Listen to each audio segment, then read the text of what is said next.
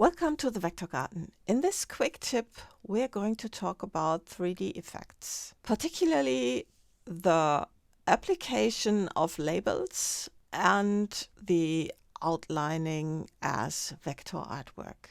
So let's just first create something. So I'm going to make a square. Let's make that in a light gray, and then let's go to Effect, 3D and Materials, Extrude and Bevel, and then let's set up the depth like so. And now we want to apply labels. So we're going to go to the materials, and then you go to the graphics here, and there are the symbols. So this is what's inside the symbols panel. And then in order to apply that, you can just click on something, and there it is on that artwork. Let's go to the selection tool, and then it gets activated. And you can also scale it, and you see you can move it around. And what's pretty nice is that you can place it at this corner, and it gets applied onto all those sides. What's not so nice is you cannot apply it exactly. So you cannot align it to the face of that cube in here. What you can do, of course, is apply more. So now we've got this flower, and going to move that to the side, and again scale it like so. And also we can change back and forth by clicking on that one and then on this one, and then let's apply another one and move that up here, make it smaller like so. So you can apply them to the different sides of that cube.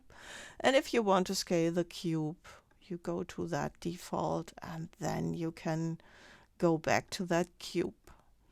Now I have applied them with that slightly slanted view of the cube.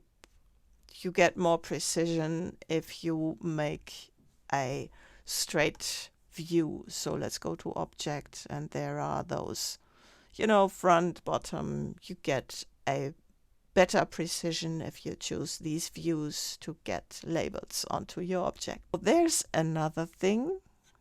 Let's make a sphere, and I'm going to delete this point, and then let's make that.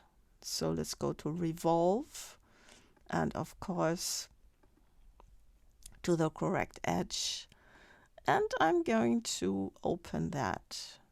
So it's opened. Now, of course, we need this here, and let's make that label. And I'm going to add that as a single graphic. There we are. And then let's go here and apply that. So, like so. And let's make it smaller.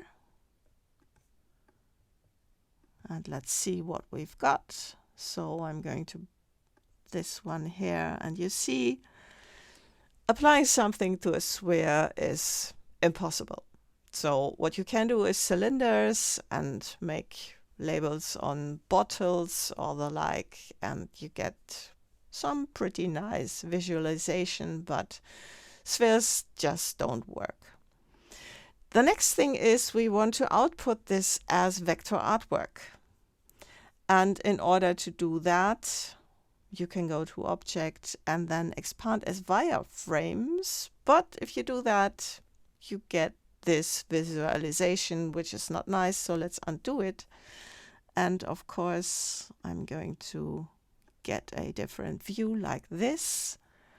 And in order to get that in color, what you need to do is go up here and set this to render as vector, and then render that, and then go to Object, Expand Appearance, and then Illustrator renders vector artwork, and you get it like this. So let's select this, and you see we actually have these gradients in that.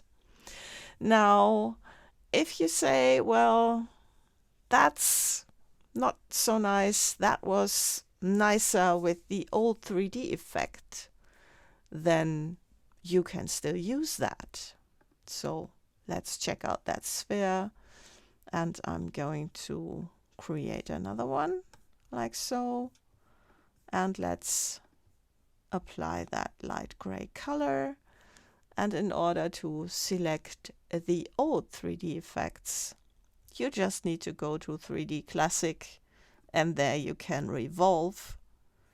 And again, we need to select that edge, and then we can also open that and then map art to it. Of course, we need to select this and then select this, and in here we can scale that precisely, and in here I need to do it like this